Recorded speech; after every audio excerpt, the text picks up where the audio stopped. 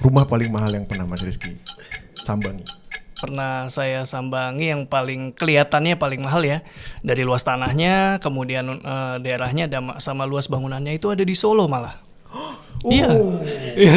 Pensiunan? Bukan. Rumah pensiunan? Belum pensiun, belum. Tukang martabak? Mantan tulang furniture kan ya? Generasi-generasi sebelumnya ya, kita kan melihat rumah sebagai investasi. Kalau Mas Rizky melihatnya sebagai investasi apa sebuah aset guna yang emang harus ditinggalin gitu? Udah bukan sebagai investasi sih di masa sekarang, lebih ke Emang rumah berhantu lebih murah? iya.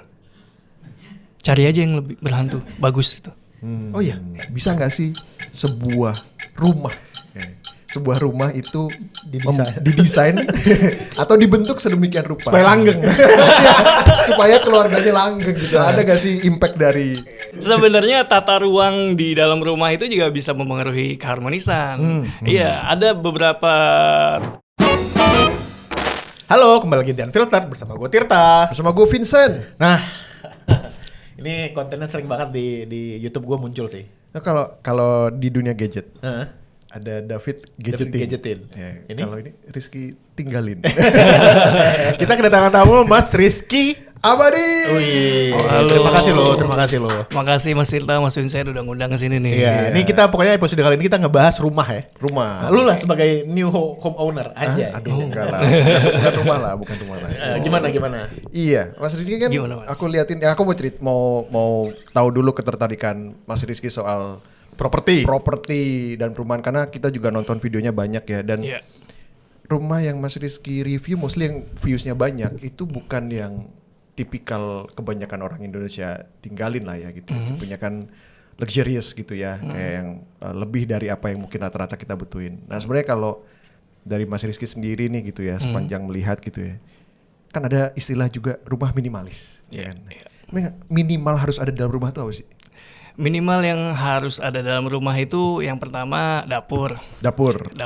Kedua itu adalah private kayak kamar tidur dan juga kamar mandi. Sisanya kalau ada space nggak terlalu besar ya bisa jadi living. Udah itu aja. Itu aja. Minimal.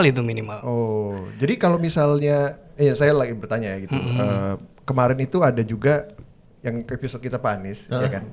Dia mengibaratkan arsitektur politik itu seperti arsitektur rumah. Oh ya? Kan? Gimana Ya. tuh? Jadi gini, bilangnya katanya behavior orang yang behavior keluarga. Bisa diatur. Nah, yang kamar mandinya itu di dalam kamar sama di luar kamar beda. Karena yang satu bisa jadi sering ketemu, yang satu nggak ketemu. Ya. Emang itu jadi salah satu pertimbangan juga. Betul. Iya. Itu kamar mandi juga bisa menentukan sering ketemunya apa enggak sesama anggota keluarga ya. Iya. Ada case saya ketemu waktu itu main ke rumah tetangga online ya saya sebutnya. Tetangga online. Online itu teman-teman itu. Silaturahim. Iya. Silaturahim. Nanti kita ke sana. Silaturahim. Iya, jadi rumah tetangga online itu ada yang kamar mandinya di dalam, ada yang di luar. Ada satu rumah yang ukuran tanahnya itu lumayan besar, artinya ukuran rumahnya juga besar. Iya. Artinya dia punya atau bisa punya kamar mandi di dalam kalau dia mau. Tapi akhirnya dia bikin di luar. Nah, ketika saya tanya kenapa? Karena itu kalau misalnya di kamar mandi, di kamar tidur anak, kamar mandinya taruh di dalam, nanti kalau ngambek nggak keluar katanya gitu. Oh, jadi emang behavior anak-anaknya juga didesain dari desain rumahnya ya? Betul. Jadi flow-nya bisa diatur. Gitu. Kamar mandinya itu bukan nyusahin ya kayak kalau untuk kebutuhan private gitu. Iya sih. Mau ngapain lu kamar mandi? Apa? Ya malam-malam ya kan. Pas lagi Kebutuhan private apa yang lu lakukan di kamar mandi, Vincent? Mas Rizky itu ini pertanyaan bodoh sih. Maksudnya itu konten-kontennya majority di Jakarta apa? Kan maksudnya nggak pernah Nggak pernah saya spill ya. di spill kan lokasinya di mana itu. Itu Iya. majority di Jakarta atau di daerah? Kebanyakan di Jabodetabek sih.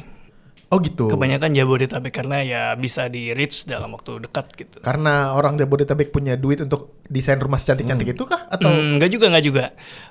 Dari penonton sih kita juga banyak ketertarikan untuk mereview rumah yang sederhana, tradisional kayak di desa itu banyak permintaan. Cuma karena waktu dan lokasi gitu ya. jadi mereka tuh submit, Mas Rizky datang dong ke rumah saya gitu. Iya. Atau gimana sih? Ada yang begitu. Prosedur untuk Mas Rizky mereview sebuah rumah itu gimana sih? Ya kita ada yang via tim kita ngubungin gitu ya kalau mereka Tahunya lihat. dari mana kalau rumahnya bagus? Bisa dari rumah yang sebelumnya kita liput, bisa dari teman, bisa dari Instagram juga bisa. Oh, jadi emang ada tim yang nyari rumah bagus gitu. Iya. Ada teman kita yang rumahnya ada Instagramnya sendiri kan? Iya, Ada banyak. dedicated account untuk rumah. Iya. Siapa? Isinya apa? Isinya rumah luas. Oh, maksudnya ini maksudnya konten gua kan itu dia bikin konten pasti Betul, kan? betul. Ini Tapi ya tentang rumahnya. Jadi dedicated account khusus untuk rumah itu gitu. Jadi tahu. Iya. Kayak dedicated buat khusus kucing gitu. Betul, Ini rumah iya, tapi. itu rumah. Iya, iya. Oh, oke. Gua ngerti. Ternyata banyak yang kayak gitu sekarang, memisahkan akun pribadi dengan akun rumahnya sendiri. Saking outstandingnya rumahnya. Enggak, lebih ke bisa berekspresi mereka. Kalau di akun pribadi kan kayak pamer gitu ya, tanda kutip ya. Ria gitu. Iya, kan sama nggak enak kan, ada yang dilihat temen nanti gimana gitu. Nah, ketika mereka bikin sendiri, mereka jadi lebih lepas sih katanya. Anonymous gitu. soalnya. Anonymous, Semi-anonymous. betul. Oh, gitu. Iya. Dapat endorse juga enggak gitu? Ya kalau mereka bisa Gede dapat gitu. sih. Oh, oke. Dapat. Gila ya, gue baru tahu sih itu bisa Iya, dimonetize iya. sih. Bisa. Ya terus kalau gue lihat nih iklan di Instagram, aku pernah lihat ya, mau beli rumah gitu. Terus Iya, yang muncul keluar rumah Pondok Indah 120 miliar. Iya. Nah, Yang nggak boleh pakai sepatu itu ya. iya. Mau masuk rumahnya kok marmer Segan kayak ya, iya, segan. Kayak habis wudhu pengen coba sepatu. Nah, rumah paling mahal yang pernah Mas Rizky sambangi. Wah, Mereka spill harga rumahnya enggak? enggak sih. Enggak, enggak pasti sih. kan daerahnya, Oh, ada. luas tanahnya. Ada sih, ada yang pernah saya sambangi yang paling kelihatannya paling mahal ya. Dari luas tanahnya, kemudian daerahnya sama luas bangunannya itu ada di Solo malah. Iya. Pensiunan? Bukan. Rumah pensiunan? Belum pensiun, belum. Tukang martabak. Mantan tulang furniture nggak dia? Ya udah tahu nih arahnya ke sini deh. Ya, bikin apa ya gitu ya. Iya, tapi Di Solo ya? waktu itu belum pensiun, belum. Oh, belum. Masih muda, pengusaha gitu ya. Tanahnya 1000 meter, bangunannya 3 lantai. Tanahnya 1000 meter, bangunannya yang 2000 meter. Ada kolam renangnya, infinity pool, bangunannya ada 2 masa, bisa gede-gede gitu. Ada anjingnya 3. Gila. Berarti emang itu strategi yang baik ya kayaknya kalau kita untuk pindah ke kota-kota kecil gitu untuk beli rumah yang lebih besar. Karena kan kalau di Jakarta udah hampir tanah 1000 meter, Pak. Iya. Iya. Digeruduk warga Itu berapa lu. tuh Mas range-nya kalau dari sudut pandang Mas Rizky itu kira-kira range-nya berapa tuh? Itu sekitar 40 gitu lah. 40. 40 Wih, gila ya. Nah, jadi nih berarti Mas Rizky ini udah visit berapa rumah nih? 100, 200 atau lebih? 300-an ya. 300-an. Seingat saya 300-an. Ideal untuk seseorang punya rumah itu tanah berapa? Yang nggak kesempitan, nggak terlalu ini kayak capek bersihinnya gitu kan. Iya, Kan iya, ada iya. gue nonton beberapa video lu tuh ya kayak anjing nih capek banget bersihin rumahnya gitu. Ngerti nggak? Iya. Tapi kalau misalnya ideal itu balik lagi ke jumlah anggota keluarga sebenarnya. Kalau newlywed gitu ya, pasangan baru nikah, ya 60 sampai 100 udah cukup banget sih. Oh gitu. Iya, itu bisa sampai anak 1, anak 2 itu masih oke. Tapi di atas 60 ya kalau anak 1 atau 2. Minimal 60 lah. Itu kayak kebijakan rumah subsidi yang awal itu udah pas sebenarnya itu. 60 minimal itu udah oke banget lah. Masih bisa ada ruang untuk parkir kendaraan, ada teras masih bisa bikin, bisa punya kamar 2, kamar mandi, ruang cuci jemur masih sehat. Itu tapi kalau misalnya Mas Rizky tadi bilang idealnya 60 sampai 100 gitu Iya. ya. Nah, itu pasarnya nih ya. Pasarnya sebenarnya. Kalau sekarang kita di Jakarta ya. Kalau di Jakarta tuh masih cocok di daerah mana Mas yang Di Depok ya. Jakarta apa Jabodetabek? Jabodetabek deh. Di Di Jakarta emang agak Jakarta. sulit sih. Kalau Jakarta ya sebenarnya juga balik lagi sih kalau soal rumah ya, habitnya gimana, kantornya di mana gitu. Ya, jadi usahain jangan terlalu jauh atau searah gitu aja dari kantor. Kemudian kalau yang masih banyak area itu kayak di selatan Jakarta itu masih banyak. Di area mungkin barat, arah tenggara itu juga masih banyak kayak BSD gitu masih. BSD ya. Iya. Iya. Ini kan kita ngomongin sedikit properti lah ya. Maksudnya observasi gue nih Mas. Gimana Mas? Properti Indonesia itu kan menurut gue udah bubble, di level bubble yang harganya udah terlalu mahal untuk dijangkau kelas menengah, tapi bubble-nya nggak pecah-pecah. Menurut gue bubble properti Indonesia itu terjadi mulai tahun 2011 di mana ada iklannya Feni Rose. Oke. Senin harga naik kan. Dari situ kan harga properti itu terus naik gitu, ya kan? Betul. Nah, menurut Mas Rizky bijak nggak kalau saat ini rumah itu kita nggak, kembali argumennya rumah itu mesti beli atau sewa sih sebenarnya dengan kondisi market kayak gini gitu. Sebenarnya masih bisa diupayakan untuk beli ya, ya dengan catatan nggak terlalu memaksakan, artinya dia punya kemampuan dan kebutuhan untuk rumah dan punya plan jangka panjang untuk tinggal di kota tersebut. Tapi kalau misalnya seorang perantauan dan berencana untuk bakal pulang ke rumahnya di kampung gitu ya, itu mendingan sewa sih menurut saya. Sewa.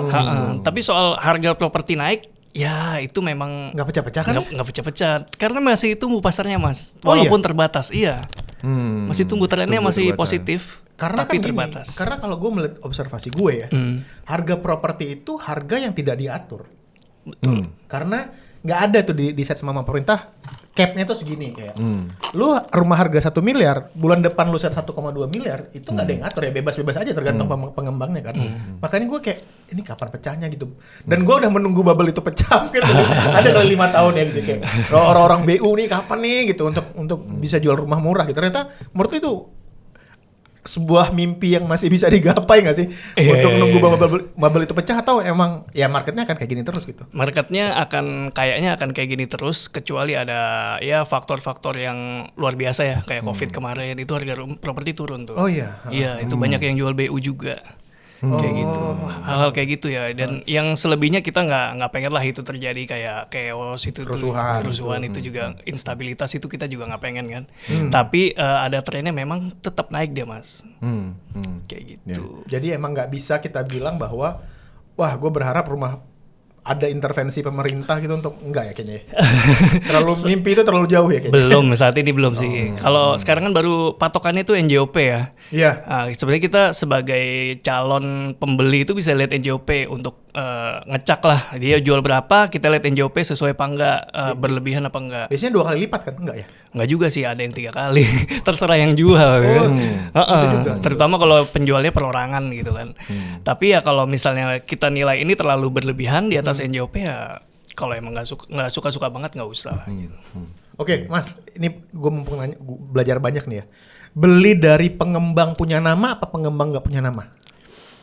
Lebih trusted pengembang punya nama. Pengembang yang punya nama gitu. Kalau pengembang yang masih merintis atau kita belum kenal ya, belum terkenal, itu kita masih ekstra riset lah tentang mereka. Biasanya kenapa, Mas? Apa? Menang dari harga kah? Atau dari kualitas bangunan? Si pengembang punya nama, trustednya sih, nggak akan ditinggal, nggak akan mangkrak kayak gitu. Lebih ke gitu-gitu. Udah gitu mereka entah kenapa punya akses strategis, pintu tol, rumah sakit, ya gitu-gitu. Jadi mafia-mafianya udah diberesin sama mereka ya gitu ya. Ya meskipun yang beli Mekarta gak disegri mungkin. Iya. Kalau Mekarta kasus lain itu. Kenapa gitu, Mas? Kenapa? Coba. Yes, gitu, Mas. Nggak, yang saya tahu mereka itu kan perusahaannya dapat investor dari China Luar, sana ya, dan kemudian ditinggal tanpa basa-basi, ditinggal, jadi kesepakatannya ditinggal gitu aja, dan mereka akhirnya menanggung semua itu, penjualannya jadi begitu, konsumen terabaikan. Tapi yang saya dengar juga, ini bukannya belain Mekarta, cuma saya punya kenalan di perusahaan itu, mereka lagi beresin satu-satu, cuma progresnya memang lebih lambat daripada sebelumnya. Tapi pelan-pelan selesai itu. Lipo, grup Lipo tolong ya. Ini masih kosong nih. Ya, tadi Mas Rizky juga bilang sebenarnya growth-nya masih ada meskipun kecil. Ada, tapi Kemarin terbatas. saya juga sempat lihat, tapi untuk daerah Bekasi lah ya, gitu, hunian komersial, properti komersial tuh masih naik. Kalau nggak salah 5 tahun terakhir tuh 2%, cuma 2% growth-nya, dan harganya masih tetap dijaga di situ. Gitu. Nah, yang sebenarnya yang lebih diuntungkan sekarang kalau saya lihat beberapa lokasi gitu ya, kayak mungkin yang harga sewanya ekstrim banget tuh kayak di Peak ya. Ada apartemen Tokyo Riverside itu yang 1 tahunnya less than 20 million. Hah? Iya. Less than 20 million. Lu kayak kos-kosan. Betul. Jadi per bulannya hitungannya kayak 2 jutaan gitu ya. Belum ini kan belum IPL ya apa? Nggak tahu, tapi range-nya segitulah ya gitu. Nah, dan cheap lah ya gitu. Dan itu kan apartemen baru, bukan apartemen lama kan. Nah, lalu ada juga sekarang orang ngeliatin yieldnya si sewa ini susah tembus 5% gitu setahun ya gitu. Makanya, nah itu sebenarnya diuntungkan nih para penyewa-penyewa ini dalam kondisi sekarang meskipun untuk beli nggak sanggup, tapi kondisinya masih grow, harganya sulit turun, akhirnya tapi yang dikorbankan adalah para homeownernya gitu kan, menerima yield yang lebih kecil, kayak gitu ya kondisinya. Iya, masih begitu sih. Jadi memang penyewa dalam hal ini diuntungkan sih. Penyewa dalam hal ini diuntungkan gitu ya. Karena Itu susah naiknya. Jadi pilihan yang sustainable ya buat di Jakarta. Sustainable ya. Mas. Iya, pertumbuhan properti sewa itu masih oke juga, terutama di wilayah Jabodetabek sama Bali. Bali juga. Oh, kalau Bali lebih banyak bule. Iya. Sewa bule gitu. Betul.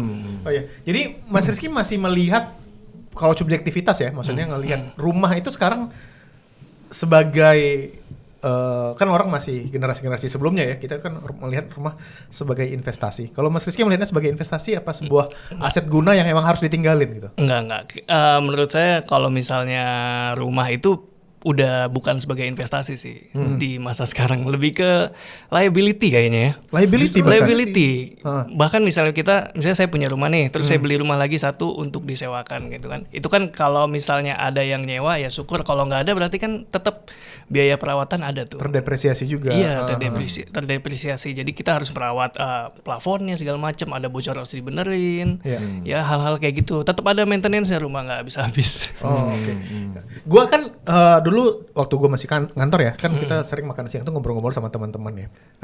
Kayak Mas Rizky bilang tadi, pembelian rumah itu adalah sebuah hal yang sangat subjektif. Betul. Ya kan, dia butuhnya apa gitu. Nah, untuk seseorang let's say ya keluarga muda lah ya, kan juga mempertimbangkan hal-hal di luar rumahnya itu kan, kayak ada sekolah apa enggak gitu, dekat tol apa enggak. Nah, menurut Mas Rizky apa sih bare minimum yang harus kita pertimbangkan ketika kita beli rumah? Fasilitas di luar rumah itu sendiri gitu. Iya, yang pertama bare minimumnya kalau misalnya beli rumah pertama itu nggak banjir. Oh oke, iya. Banjir. Bukan lingkungan wilayah banjir. Kemudian masuk mobil, bisa parkir gitu ya. Jadi kalau ada itu ternyata PR banget ya. PR banget. Kalau ada saudara datang, ada teman-teman datang, mikirin parkir di mana. Atau misalnya ada kantong parkir itu juga bisa jadi opsi. Ya kayak kantor kita. Iya, terus sekolah terdekat, fasilitas kesehatan, entah puskesmas, entah rumah sakit, ya pilih aja gitu. Pasar gitu-gitu. Pasar ya Enggak juga? Enggak juga sih. Kalau pasar enggak ya? Bisa online ya. Oh iya. Jadi emang kalau diurutin ya gitu ya, kayak jalan akses gitu, terus nggak banjir. Itu sebenarnya ya. Itu sebenarnya. Oh oke. Nah, gue punya pertanyaan lagi. Rumah saat ini harus pakai arsitek apa enggak? Idealnya kalau kita kalau rumah pertama, kebanyakan ya saya nggak menggeneralisasi, tapi kalau rumah pertama biasanya nggak pakai arsitek orang-orang. Jadi udah beli dari klaster aja gitu? Iya, rumah pertama beli jadi kan, tapi usahain cari yang dirancang sama arsitek. Jadi kita dapatnya udah oke. Atau kalau misalnya kita bangun dari tanah itu, kalau bisa sabar mendingan pakai arsitek sih. Kalau kata saya. Iya. Pakai arsitek ternama nggak? Tapi nggak laku tuh rumahnya. Wing, tau nggak? Yang teman kita beli. Iya. Udah ke rumah itu. Itu juga aneh itu loh. Kenapa? Perumahan itu kan bukan SHM. Oh iya? Iya, HGB. Perumahan itu. Yang itu berapa? Kan ada 1, 2, 3, 4. Yang L, daerahnya L. Iya. Kan ada 1, 2, 3, 4. Kalau yang 1, 2 kayaknya SHM deh. Enggak, saya udah nanya ke sana mas. Oh iya? HGB ternyata. Makanya gue ini tuh untuk rumah harga segini ya. Terus kalian satu eman kecil. Iya, satu eman kecil. Teman kita kan ada di situ. Iya. Tapi kan bisa dinaikin. Maksudnya? Kayak SHM. Nggak tahu juga ya. Memang bisa dipecah gitu ya? Bisa. Awal-awal memang surat terbitnya belum tentu langsung SHM tiap developer tuh, tapi bisa dinaikin. Biasanya gitu. Jadi emang sekarang udah pakai arsitek. Nggak bisa kayak bokap gue kan bikin rumah pakai Excel pak. Pakai Excel. Iya. Kan dia ada background engineer juga. Cuman dia maksudnya dia bikinnya gitu. Sum if. VLOOKUP aja deh. VLOOKUP kamar mandi. Tapi emang pakai arsitek. Pakai arsitek lebih rekomen. Cuma kalau misalnya punya waktu ngedesain, ngawasin pembangunan segala macam dan seneng ngulik. Iya. Itu nggak pakai arsitek juga nggak apa-apa. Oke. Lihat-lihat. Pertanyaan gue belajar banyak nih. Iya mas. Kan idealnya, gue pernah bilang kayak gini. Idealnya tuh antara arsitek sama kontraktor dan ada satu lagi tuh pengawas kontraktor. Jadi untuk yang quality controlnya lah gitu. Itu tiga harus pihak yang berbeda kata dia. Biar nggak ada yang main. Jadi yang ngerancang beda, yang ngebangun beda, sama yang quality control beda. Emang harus kayak gitu atau gimana Mas? Idealnya. Kalau gue punya duit nih misalnya. Ya, itu ideal untuk bangunan-bangunan yang proyeknya mahal gitu ya. Oh. Kalau rumah tinggal kayaknya jarang Overkill. yang begitu ya. Jadi cukup di Kecuali budgetnya berlebih ya. saya bukan Raffi. Kalau mau memastikan nggak bermain ya arsiteknya cari misalnya, terus kontraktornya Mas yang cari itu.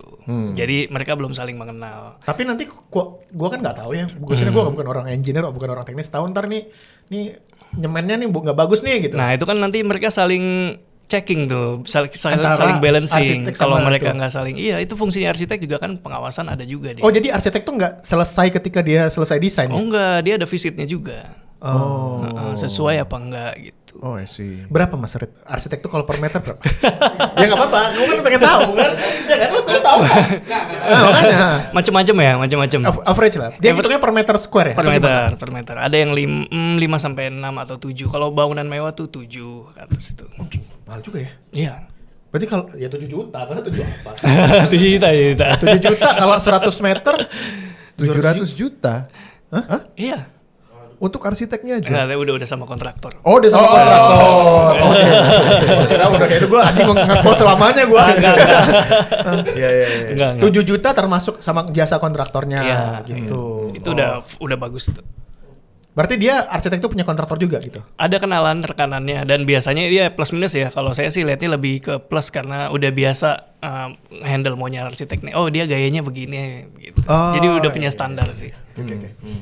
Nah, kita kan tinggal di lokasi urban, ya kan, urban. Nah, ada yang bilang untuk easiness of living, katanya apartemen jadi opsi yang strong gitu ya daripada rumah. Plus juga karena harganya juga mungkin relatif terjangkau. Itu satu. Lalu yang kedua, ada opsi lagi ini Mas yang baru, co-living. Oh iya. Co-living. Kumpul kebo. Iya. Jadi dalam satu bangunan supaya terjangkau itu di split ownership-nya. Oh, kira co-living kumpul kebo. Bisa juga. Ya oke. Benar juga. Dari apartemen, rumah dan co-living, Mas. Plus minusnya gimana? Untuk urban ya, untuk masyarakat Untuk urban. Kalau ngejar akses jelas apartemen lebih menang ya karena posisinya udah di tengah-tengah kota, mudah juga aksesnya kemana-mana. Tapi ya kita tahu lah pemikiran banyak masyarakat terutama masyarakat lama gitu ya berpikir kalau rumah harus landed gitu. Jadi ya sebagian orang tetap bakal mau yang landed sih. Cuma kalau yang sekarang co-living itu kan kayak saya lihatnya kayak apartemen versi mini aja gitu kan kayak dia berbagi ruang dia di bangunan ya tidak terlalu besar ya kayak gitu. Jadi itu juga tren baru sih. Cuma kalau co-living itu saya lihat kemarin yang rame itu kan dia agak-agak ini juga ya ada unsur sosialnya juga sebenarnya si ownernya itu. Nah kita nggak bisa expect pemilik modal untuk bangun hal-hal kayak gitu sih. Ini yang low rise building itu ya? Yang di Menteng bukan? Iya, yang di Menteng ya. Iya. Jadi mungkin 3 sampai 4 lantai aja gitu. Tapi masing-masing lantai ownership-nya beda-beda. Oh, gitu. Iya. Nah, itu tadi gue tertarik waktu Mas Rizky bilang sebenarnya nggak harus landed. Apakah preferensi untuk landed ini lebih ke kayak apa ya keputusan emosional aja gitu, tapi dari utility-nya dalam konteks urban ya itu nggak segitu pentingnya. Iya sebenarnya utility-nya mirip-mirip aja ya, cuma kalau landed itu menangnya kalau kita pakai pola pikir orang lama gitu ya, kepemilikan tuh bisa diwariskan lebih ke gitu-gitunya sih. Terus belum lagi pemikiran yang takut ini takut itu karena susah gitu nggak napak tanah gitu. Tapi kalau ya kayaknya kalau umur-umuran kita nih tapi masih lebih muda kayak. Gitu sih. Kelihatan ya. Nebak aja Mas. Hunian vertikal atau apartemen tuh oke juga kok. Oke juga dengan paradigma berpikir nanti anak udah bisa berdaya untuk cari huniannya sendiri. Bukannya soal diwaris-wariskan gitu. Iya. Ya. Oke. Menjadi stigmanya jadi harus diubah ya. Karena kan sulit sekali ya untuk melihat kalau apartemen kan paling berapa 25 30 tahun kan habis itu udah kan bubar jalan gitu. Dari seluruh properti yang Mas Rizky pernah sambangi gitu ya. Ada nggak dari properti yang terutama luxurious gitu. Hal yang jadi kesamaan dari preferensi mereka? apa ya? Biasanya ini sih, kalau mereka tuh lebih ke punya ruang hobi sih kalau yang mereka tuh. Entah itu ruang karaoke, suaminya suka karaoke dan minum misalnya, itu Daripada disiapin keluar. ruang sendiri. Nah, iya. Istrinya Daripada karaoke di luar mending karaoke di rumah ya. LC-nya dipanggil.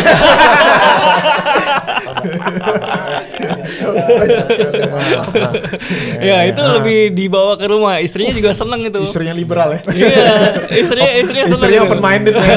Teman-temannya dipanggil aja karaoke di rumah, minum di rumah Ruang kayak gitu. hobi. Lebih ke ruang hobi, lebih ke pulang tuh kayak pengen dapat fasilitas yang oke lah. Iya. Nah ini tadi gue kepikiran ini yang di Dujong. Rumah sekarang kan trennya nggak punya ruang tamu. Iya. Emang iya? Iya. Iya. Jadi kalau rumah orang-orang jadul tuh ada ruang tamunya, Chen. Sekarang udah nggak ada lagi. Jadi masuk tuh rumah langsung ruang keluarga. Iya. Di luar dikasih bangku dikit aja buat ngambil paket lah. Terus gue pikir, iya juga ya. Kapan terakhir gue pakai ruang tamu di rumah gue kayaknya hampir nggak pernah gitu. Itu gimana mas? Emang trennya ke sana? Iya, karena banyak yang sadar setelah terutama pasca pandemi ya.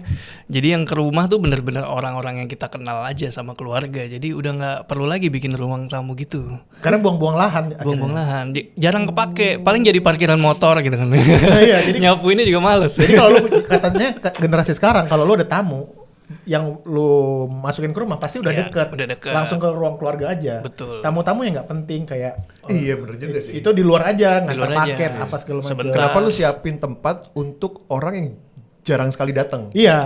Jadi Utility value-nya jadi nggak ada gitu. makanya gue ngerasa kayak oh iya ya ruang tamu udah nggak relevan lagi ya mas. Betul. Apalagi mas yang kayak gitu yang di rumah sekarang yang mas Rizky temukan dari Yang udah nggak ada ya. Udah nggak Cerobong ada. asap misalnya.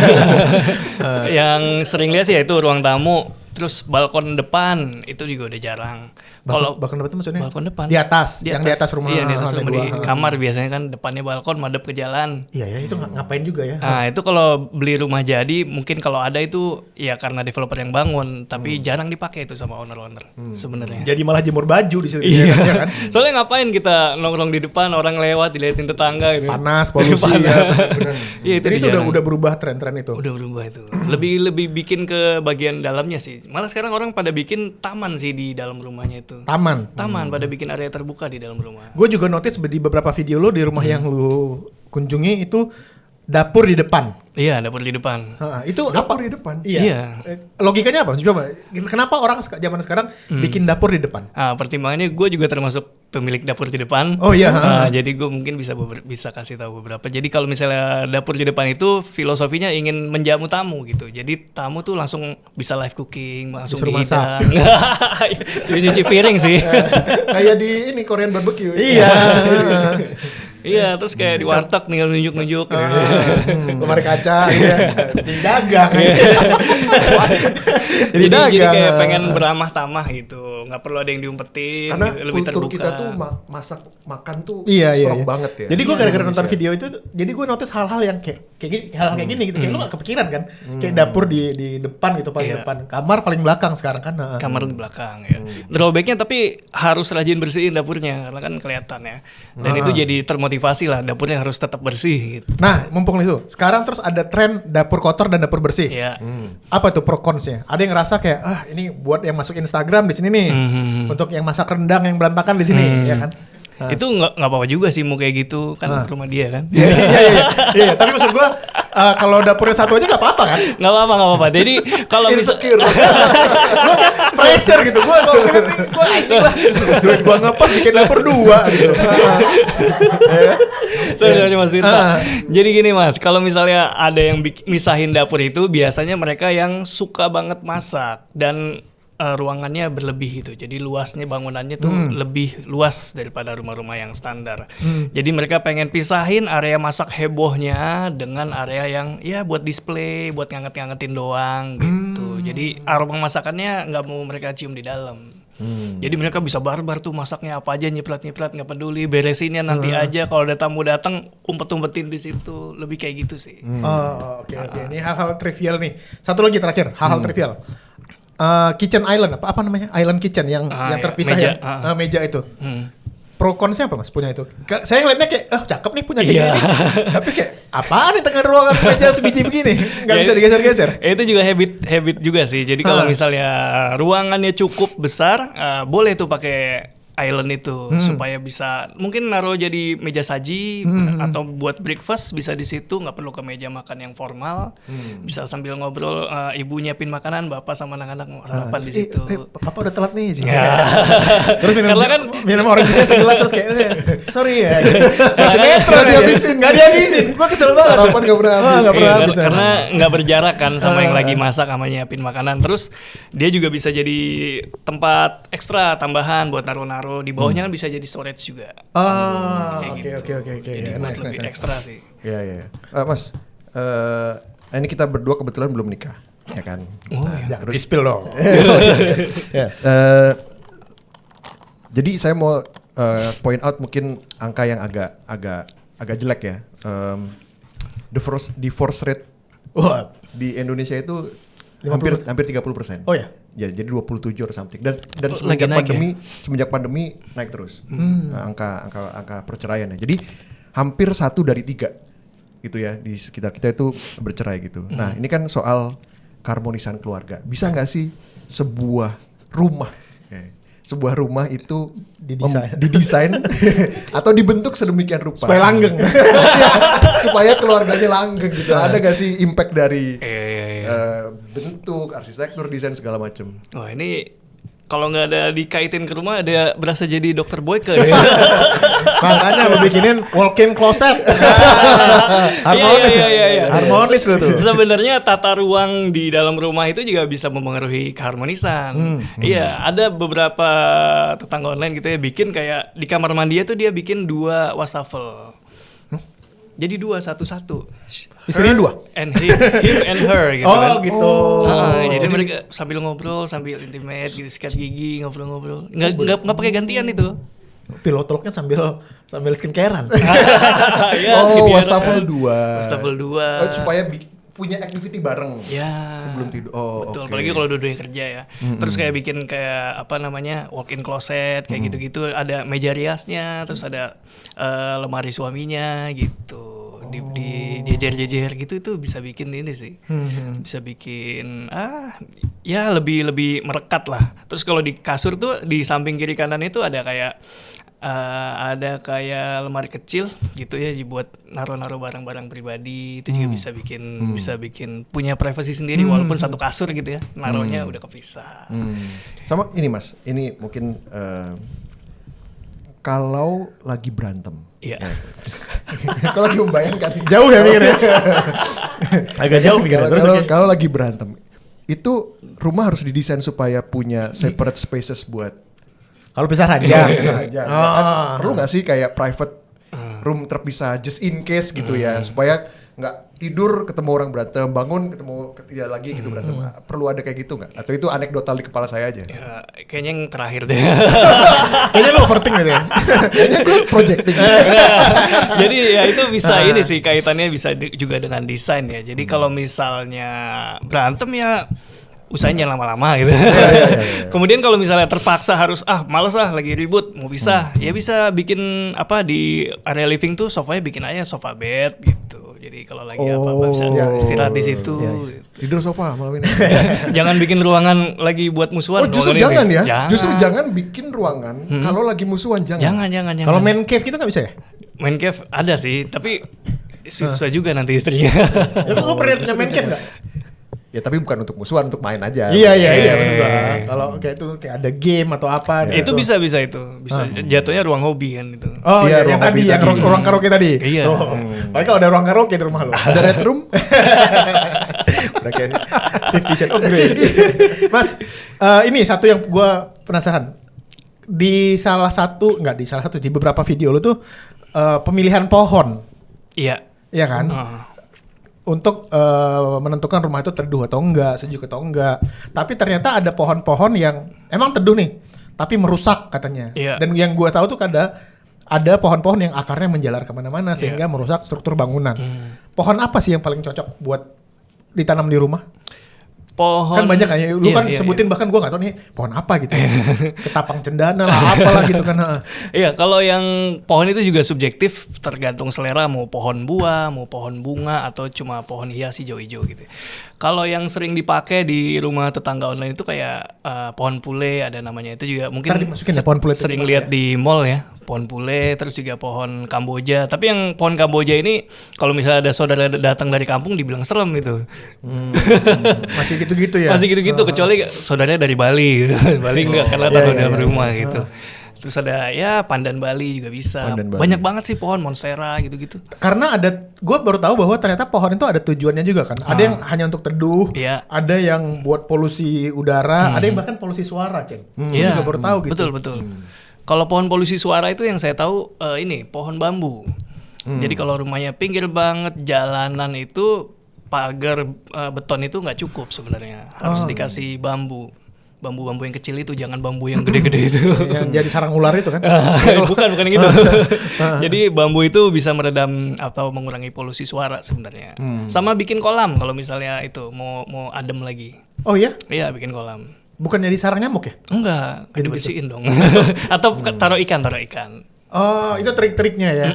Jadi itu mereduksi suara. Ada juga sekarang konsep ini ya, sustainable living. Ya, Sustainable living, mungkin ada yang prinsipnya harus minimum waste, Iya. menggunakan bahan-bahan yang bisa di-recycle. Iya. Boleh cerita nggak Mas? Prinsip-prinsipnya apa aja sih supaya memenuhi standar sustainable living ini? Iya, kalau yang barusan disebut itu udah advance ya buat Udah advance. buat kita ya. Maksudnya itu udah udah biasa. Cuma kalau yang minimum aja, biar minimumnya kalau sustainable living itu kayak ada ruang hijau di rumah. Itu juga lagi ramai tuh. Maksudnya trennya ke situ, properti sekarang. Makanya banyak pengembang gede itu desain rumahnya udah green design gitu-gitu Apa? ngejarnya. Green design itu apa misalnya? Iya, dia ngasih area serapan air, ngasih area hijau. Gitu-gitu. Apa namanya, luas bangunannya nggak di fullin sama luas tanahnya. Biar disisain gitu. Iya, Jadi ada disisain. resapan air gitu ya. Ada resapan air, terus juga bukaannya jendela-jendela itu juga dikasih buat pencahayaan, penghawaan gitu. Itu dipikirin. Jadi apa ya? Tujuannya adalah supaya gimana supaya di dalam rumah itu nggak panas walaupun tanpa AC gitu. Itu Nah, bisa mumpung di diusahain. situ tuh solar panel. Iya. Ih, baru mau. Iya kan, solar panel. Is it worth it untuk dipasang di rumah sekarang? Karena kan setahu gue ya, gue pernah dengar gitu, nggak tahu apa benar, ntar dikoreksi aja. Kalau kita pakai solar panel, terus ada excess energi itu bisa dijual ke PLN, enggak ya? Betul. Iya ya. Kalau siang. Oke, iya. Iya. Worth it nggak sekarang pakai solar panel di Indonesia? Sebenarnya masih worth it Mas, dengan catatan makainya harus lama. Jadi dia bisa, karena mahal kan, dia pemasangannya mahal, maintenance-nya mahal, jadi kayak harus return back-nya tuh di 10 tahunan gitu dia baru oke. Makanya harus lama dia. Maksud gua nggak ngerti Mas. Maksudnya 10 tahun itu dari total cost. Dari total cost yang kita keluarin, dari terus penghematan yang bisa kita lakukan 10 tahun. 10 tahun kurang lebih. Payback-nya. Payback-nya. Oh, lumayan not ya. bad sih ya. 10 Iya. tahun ya oke lah. Iya. Ya kayak periode cicilan rumah. Iya, iya. Tapi beneran bisa dijual ke PLN? Enggak. Iya bisa. Bisa dijual ke PLN, artinya tagihan kita harusnya 1 juta, tapi Iya. karena kita siang supply bisa jadi 500.000 gitu. Itu tapi nggak naik turun kualitas listriknya. Kalau enggak, karena dia kan masih setengah-setengah. Jadi kalau siang kita pakai solar panel kita, supply ke PLN. Kalau malam dia off, PLN masuk ke kita. Oh iya, karena nggak sering mendung itu. On grid, ya lebih sering mendung ya PLN yang masuk kan dia otomatis. Oh, on grid ya sih. On grid. Jadi karena belum ada kapasitas baterai ya. Iya. Jadi kalau ke baterai kan gue pikir kayak dari solar panel terus disimpan ke baterai, tapi baterai apa ya segede gitu ya? Kalau itu off grid nggak tahu deh regulasinya gimana, tapi kayaknya belum deh kalau off grid. Apalagi untuk rumah tinggal yang massal gitu ya, satu komplek off grid semua itu kayaknya belum dengar saya. Nah, rumah subsidi Mas. Iya. Udah pernah lihat Rumah subsidi yang mana? yang kemarin bikin nangis lah ya, subsidai. Subsidai, subsidai. Saya udah datang itu. Oh iya, udah lihat saya. gimana rumah subsidai gimana? Rumah subsidai. Rumah subsidi itu kayak prototipe aja sih sebenarnya. Jadi kayak kan sekarang kan pemerintah lagi seneng banget tuh lempar kebijakan lempar ide supaya dikritisi apa enggak gitu. Kalau arusnya kencang dibatalin. Lebih kayak gitu sih kalau saya lihatnya. Itu masih tahap diskusi sebenarnya. Tapi udah ada yang semacam ngajuin gitu, bikin kayak kemarin ramai itu belum tentu begitu bentuknya. Itu yang 18 meter itu kan yang Iya. Mas Rizky datang. Oh yang tuh. waktu itu kita Iya. reaction ya? Iya, yang masuk kamar terus Iya. yang ada lebih mahal dikit kamar ada mezaninnya. Ada mezaninnya. Iya. Itu baru penawaran tanda kutip. Jadi kayak developer mana bikin, ayo coba kirim. Baru begitu, belum draft final itu. Oh, oke. Jadi tapi maksudnya itu udah lihat prototipenya layak enggak? Kurang sih. Agak kurang ya. Iya, dia layak kalau bisa bikin di tengah kota Jakarta misalnya. Nah, itu bisa jadi layak. Kalau di tengah. Kalau di tengah Jakarta. layak. Kalau di Purworejo gitu udah. Kalau di pinggir-pinggir Lain di Purworejo. kampungnya dia. Saya. Kalau di pinggir masih 1,5 jam dari Jakarta itu nggak usah, nggak layak, nggak worth it. Oh. Udah mah commute panjang, Iya. pulangnya ke tempat begitu. Ke ya. rumah sangkar kayak di Hong Kong. Iya. Yang cage house itu. Iya, kurang enak banget. Apalagi kamarnya kan di belakang itu kan habis, nggak ada sirkulasi sama sekali, nggak sehat. Nah, ini kalau sedikit politis ya, Mas. Menurut Mas Rizky, apa sih solusi? Ini kan Mas Rizky kita bisa bilang pengamat properti lah dan pelaku lah ya. Nah, apa sih yang bisa dilakukan pemerintah untuk membuat rumah itu menjadi sesuatu hal yang terjangkau untuk lebih besar lagi gitu? Apa sih masalah terbesar orang untuk nggak bisa beli rumah sekarang selain dari penghasilan ya? Iya, selain dari penghasilan sebenarnya banyak orang mengidentifikasi rumah, terutama kalangan menengah gitu ya, menengah ke bawah, mengidentifikasi rumah sebagai aset. Jadi dia udah punya rumah satu, dia mau punya rumah lagi. Oh, dia carilah tuh rumah yang murah-murah. Ada namanya rumah subsidi kan, murah. Terus dia sebenarnya udah ada regulasinya siapa yang bisa atau berhak memiliki rumah subsidi. Tapi banyak yang ngakalin gitu ya. Astaga. Banyak mafianya juga berarti. Banyak yang ngakalin, entah itu dari internal sana atau memang si calon pembelinya yang maksa gitu. Tapi itu bisa diakalin. Jadi ya pembelinya itu nggak tepat sasaran sebenarnya. Padahal jumlahnya rumahnya saya yakin banyak banget itu. Makanya kalau kita sering lihat kan di berita-berita rumah subsidi horor gitu, mangkrak, nggak ada yang menghuni. Malah nggak sedikit juga yang di frame nggak laku. Padahal banyak juga itu udah laku, cuma ya itu jadi investasi udah punya orang. Oh gitu. Jadi orang udah beli tapi nggak ditinggalin. Nggak ditinggalin, kayak nanti di gua jual lagi kalau udah naik gitu. Spekulasi seperti itu yang bikin harganya jadi lebih mahal. Berarti kalaupun pemerintah mau memberantas harusnya itu yang diberantas. Iya, dan Jadi, mulai dari situ dulu sebenarnya regulasi itu. Diperketat gitu, pastiin yang bisa beli memang yang berhak gitu. iya, ini pernah gue bahas ke Pak Ahok sih. Gue bilang kayak terapkan pajak progresif. Untuk Jadi, rumah ya. Untuk rumah. Karena kalau untuk kendaraan kan bisa kan. Pajaknya lebih mahal untuk kendaraan kedua, ketiga. Kenapa untuk rumah itu nggak bisa? Terus kayak, bagus juga hidupmu katanya. Sebenarnya kalau yang beli pun bukan orang kaya gitu ya. Dan belinya nyicil, itu kan bankingnya muter juga gitu Iya, ya. iya, Tersalurkan juga dananya gitu kan. Iya. Oke. Ada yang bilang Purwokerto. Ada oh, yang bilang oke. Malang. Apa gitu? Tempat tinggal buat kalau mau pensiun. Oh, gue ada satu lagi. Mana? Salatiga. Oke, Salatiga cakep. Salatiga itu katanya kota paling toleran ya, salah satu Iya, predikatnya tuh. di Indonesia. Karena ada universitas apa itu yang di situ, Universitas Kristen yang bagus itu, katanya paling toleran. Jadi lo enak lah tinggal di situ. Iya, pernah dengar sih Salatiga tuh nggak lihat agama gitu, biasa aja. Mereka tuh udah biasa membaur. Jadi pertanyaannya apa soal kota Ya, untuk kota yang pensiun? paling cocok untuk pensiun. Nanti saya kalau mau pensiun udah siap-siap membeli rumah di sana. Gitu. Iya. Jadi spekulan dong lo. Tapi mudah-mudahan kita nggak digoreng nih ya. Pernyataan ini ya. Sebenarnya lebih ke habit ya. Kita habitnya di mana? Misalnya orang Jakarta, ya tentunya lebih dekat dengan Jakarta lebih bagus. Kayak Purwokerto tentunya lebih dekat ke Jakarta daripada di Malang. Purwokerto. Iya, itu kan kalau dari Malang kita ada perlu Jakarta jauh banget. Benar. Mending Purwokerto. Gue dulu tuh kasih beberapa kriteria Chan untuk kayak gitu. Jadi pertama punya bandara atau stasiun yang gede. Ya. Terus yang kedua punya rumah sakit yang bagus, ya kan? Terus yang ketiga sinyal udah bagus. Sinyal udah bagus. Iya kan? Iya. Jadi ada beberapa yang Dan harganya mungkin masih relatif terjangkau. Iya. Jadi apa berdasarkan Spotnya mana tuh Mas yang kriteria tadi terpenuhi rata-rata?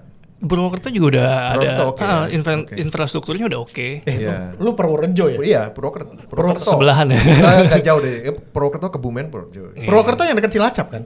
Purwokerto. Setelah Iya, setelah Cilacap. ya kalau dari sini. Iya, kakinya Gunung Slamet situ ya, Iya, sekitar 4 jam lah kalau naik kereta. Jadi Purwokerto. Purwokerto kalau memang basic kita orang Jakarta misalnya, kalau nggak pengen terasa jauh banget Purwokerto. Kalau mau clubbing masih bisa PP. Ada diskotek di Purwokerto. Ya, ke Jakarta. Ada diskoteknya Purwokerto. Ya, gue nggak tahu ya. Mohon maaf warga Purwokerto. Siapa tahu ada. Kan? Iya, living cost masih di bawah lah, masih murah gitu. Oh, oke. Jadi emang ternyata gue kira Kalau yang di luar Jawa Mas, sorry, Di luar Jawa? ada nggak tempatnya kayak gitu? di Aceh kayaknya. Bukit Tinggi, Bukit Tinggi. Banda Aceh. Banda Aceh. Oh, Ternate enak loh Ternate. Ternate. Enak loh Ternate. Tapi aksesnya oke ya? Oke, udah. Ya itu udah kota. Cuma dia view-nya melipir aja gitu dari pinggir jalan udah bagus, langsung laut, kelihatan pulau gitu. Oh, gue sih jarang main ke Indonesia Timur ya, misalnya di kita. Tapi maksudnya bandaranya udah. Benernya udah Oh, oke. besar Oke. bandaranya. Gue kira strategi untuk pensiun di kota kecil itu di gua doang. Ternyata banyak juga ya. Oh, justru kan ada banyak yang begitu. Karena kenapa tinggal di tempat yang lebih mahal, dan lebih mahalnya itu karena di situ tempat perputaran uang kan, there's no point kan gitu. Iya, Mending iya. cari tempat yang lebih murah gitu. Iya. Ternyata bisa lah ya. Jadi tadi Purwokerto ya. Saat ini begitu Mas. Saat ini mungkin kita mikir kita mau pensiun di kota yang sunyi itu. Nanti ketika ya Punya anak gitu ya. sudah waktunya belum tentu sih. Tapi pas kita pensiun Purwokerto udah rame.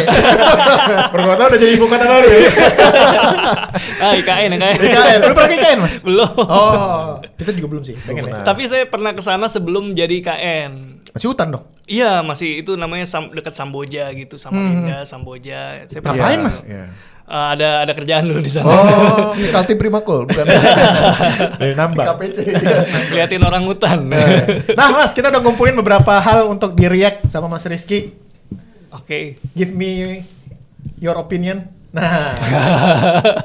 Rumah hasil nabung dari simpanan Tapera. Oh, soal Tapera.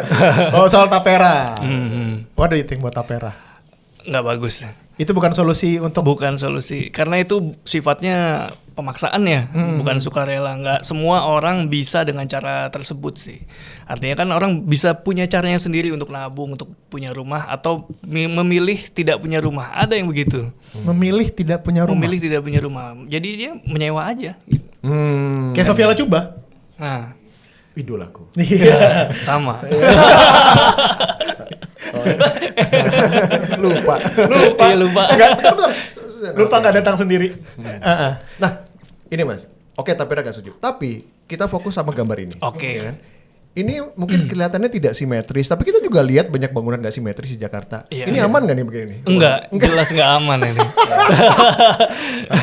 Gak aman Ini ya? gokil sih. Berbahaya Iya. nih. Enggak. Andra Matin minder ini. Disebut lagi. Gak apa-apa. Gak Iya. sebut jeleknya. Itu bingung itu. Selain membahayakan pemilik, orang lain juga itu. Gawat itu. Gokil sih ya. Iya, yang lewat itu atau depan rumahnya. House of Cards ini. Tapi kayaknya bukan di Indo ya. Indo ini. Enggak ya? Gak tahu sih. Kayaknya di Brazil ini. Iya kayaknya. Oh wow. Favela di Favela. Kayaknya gitu deh. Favela ya. Jenis batanya bukan kayak bata yang di Oh sini. ya, ini Oh. bata. Gue tadi mau nanya itu juga bata. Bata merah, bata putih itu kan ada bedanya ya. Iya. Pro konsnya apa? Kalau bata merah apa? Bata putih itu apa? Iya, kalau bata merah yang paling umum ya orang menilai lebih kokoh gitu ya. Lebih adem enggak? Adem kalau tinggal di tempat adem. Dataran tinggi. Adem Iya. Rumah papan juga adem Mas kalau Enggak, beda, rumah papan hangat. Jadi bata merah itu kan dia nempel ya, udara dingin tuh bisa nyimpen dia. Oh. Nah, kalau oke. si bata ringan itu enggak terlalu dia, lebih hangat dia. Lebih stabil lah kalau misalnya ngomongin suhu ya. Bata merah, bata ringan itu lebih enggak terpengaruh sama cuaca. Jadi lebih stabil suhu di dalamnya gitu. Dia panas enggak terlalu panas, dingin enggak terlalu dingin. Kalau bata ringan. Kalau bata merah, dia panas-panas kita pegang sampai jam 12 malam tuh masih panas. Kalau dingin. Jadi untuk Jabodetabek bata putih, bata ringan itu Balik lagi Mas, banyak faktor selain suhu, ada juga budget. noise gitu. Noise bisa, budget bisa. Lebih mahal mana bata merah ya? Kalau dari cost mahal bata putih. Oke. Bata putih, sorry, bata ringan. Bata ringan. Karena dia per meter kan, per meter persegi harganya lebih tinggi. Bata merah tuh yang dijualnya sebiji gitu kan? Ya, bata merah satuan jualnya 400 apa 500 atau malah sekarang udah naik ya. Iya. Ya, tapi konsnya bata merah pengerjaannya lama. Itu berpengaruh sama ongkos tukang. Yang makin lama kan ongkosnya makin banyak. Terus pasir, semen lebih banyak. Nah, kalau bata ringan tipis aja udah bisa rata dia finishingnya. Berarti orang memilih bata ringan tuh simply karena budget. Iya. Simply karena budget, pengen cepet. Berarti kalau orang punya budget pasti bata merah ya? Nggak juga. Nggak juga? Oh, Oke. Yuk, next. Nah, ini TikTok nih. Takut kalau TikTok nih. Aduh, ribuan rumah subsidi program Jokowi terbengkalai sia-sia. Ini di mana nih? Ini di Cikarang. Cikarang. Rumah subsidi.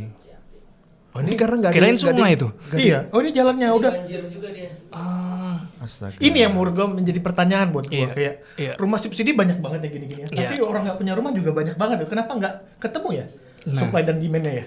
Ya itu Jadi mungkin satu blok cuma ditinggalin 2 orang. Satu blok cuma tinggal. Sisanya nggak ada yang tinggalin sampai berumput. Hancur. ya ini kali salah satunya yang bisa kita lihat di video ini kan banjir. Mungkin orang udah resisten soal itu. Berarti korup. Enggak korup sebenarnya. Oh iya, Mas. Emang iya? Enggak bisa dibilang, enggak bisa langsung narik kesimpulan korup. Jadi rumah subsidi kan Pancing terus. rumah subsidi kan budgetnya murah. Oke. Si pengembang juga pengen dapat untung. Jadi ya materialnya ada yang pengen dapat untungnya banyak, ada Ya, yang pengen dapat cutting untungnya corners kan, pantas. maksudnya. Ya, ada yang dikurangin. Oke. Memang harus direnovasi sih kalau rumah subsidi. Setelah beberapa lama tuh harus ada yang direnov. Iya. Ya maksudnya dari kayak gini kan nggak, ya not bad lah gitu. Maksudnya untuk keluarga-keluarga kecil prasejahtera kan daripada tinggal di kolong jembatan. Tapi masuk- lokasinya oh iya. juga itu di mana? Cikarang. Cikarang. Maksud gua buru-buru pabrik Cikarang oke lah. Cikarang, maksudnya ya oke, ada akses. Salesnya itu datang ke pabrik-pabrik, bu rumah ngerti ya? Cikarang sekarang UMR-nya tinggi, Mas. Iya. Iya, Cikarang Gua Banyak rumah-rumah berarti bagus. Bekasi, Cikarang. gua tuduh-tuduh aja, maaf ya warga Cikarang ya. Enggak. Gua kira. Oke, next.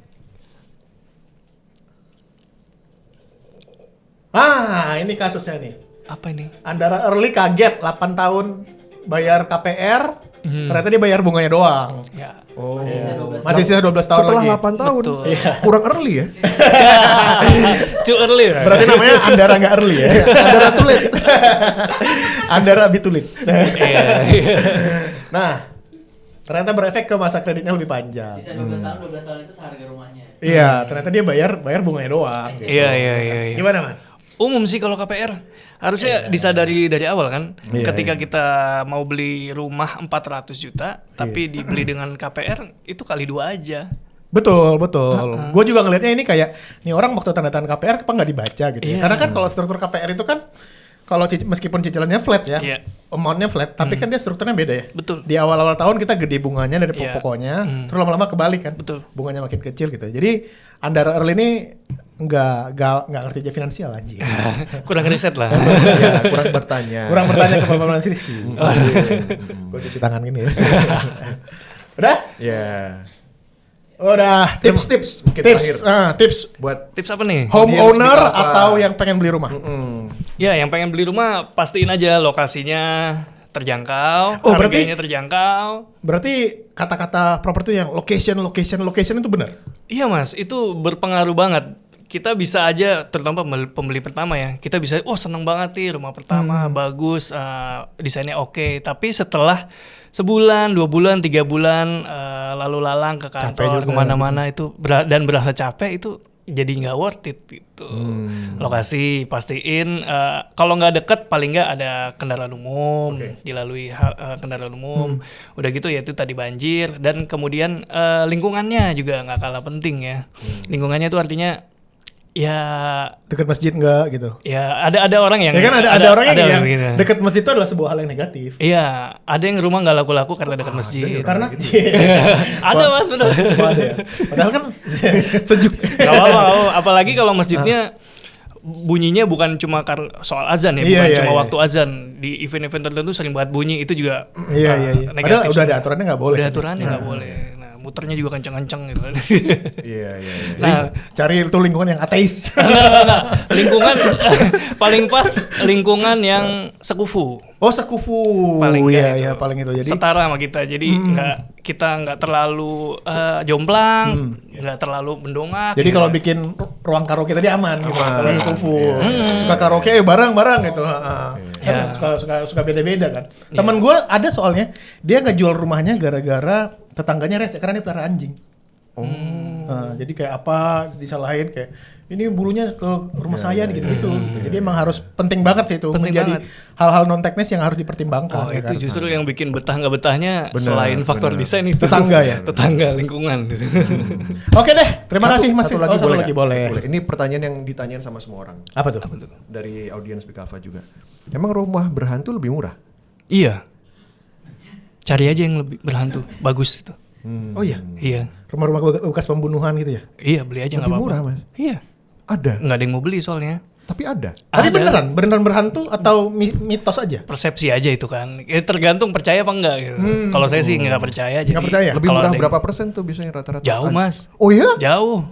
Jadi kalau kita beli rumah second gitu, jadinya nyasarnya. Cari gitu rumah-rumah berhantu atau rumah bekas pembunuhan gitu yang Pertama sebelum ke situ lokasi dulu. Kalau lokasi Oke. udah cocok. Iya, oke. Ada rumah yang kayak gitu. Beli aja. Nggak laku-laku nih. Ya, ya. Tapi sebelum masuk di ngajiin gitu ya maksudnya. Iya. Di OLX gitu ada? Enggak ya? Enggak Nggak pernah berhantu di-disclose lah ya? Nggak mau. Nggak pernah di-disclose tuh. Tanya ke warga sekitar. Misalnya kita lewat kan, rumah Tapi Mas sering lihat berarti? ada sih, ada. Rumah terbengkalai gitu. Itu bisa ditanya tuh kenapa terbengkalai. Oh, jadi strategi untuk mengunjungi tetangga itu layak dilakukan, Mas? Iya, karena itu menurut saya malah info A1 itu. Oh, hal-hal buruknya tuh dibongkar sama tetangga. Iya. Dicepuin. Dicepuin. Dicepuin sama tetangga. Dicepuin. Kalau Even malam ada suara. even kalau lewat agent juga harus konfirmasi ke orang sekitar. Gua kira itu kayak ini orang-orang terlalu rajin aja nih sampai yang datang mengunjungi tetangga, ketok itu saya mau beli rumah ini. Ternyata itu emang harus Iya. due diligence ya. Atau kalau ada warung biar enak kan Warung, sambil bener. beli apa, bro. Gitu. Ya, lu mau nggak? Ya, salahnya. Rumah berhantu. Apa-apa. Yuk bubuk sini yuk. Ada temennya. Tapi biasanya gitu. Yang penting murah. Harus kerenov walaupun harganya murah. Iya, Biasanya iya, begitu iya, harus kerenov karena udah terbengkalai kan. Oh, oke. Ya paling sebelum pindah di ngajiin gitu ya. Bikin Iya. undang anak yatim. Tapi kalau setan-setan yang di film sekarang bisa ngaji juga, Pak. Serius, Pak. Serem film-film setan sekarang. Oke, Mas Rizky. Siap. Terima Mas kasih ngobrol-ngobrol yang sangat lucu dan sangat insightful sih buat saya. Iya, Sama-sama Terima kasih. Mas Tirta, Nah, Mas ini Vincent. semoga berguna ya buat kalian yang pengen beli rumah. Mau nonton Mas Rizky kemana Mas? Ke YouTube Rizky Abadi atau tulis aja di YouTube Tetangga Online Kamu. Silaturahim ke channelnya Mas Rizky dan di Instagram juga ya. Di Akunnya Instagram Abadi Rizky. Abadi Rizky. Terima kasih Mas Rizky. Sama-sama Thank you. Mas Tirta. Ya. Jangan lupa like, comment, dan subscribe ya. Bye-bye. Dah.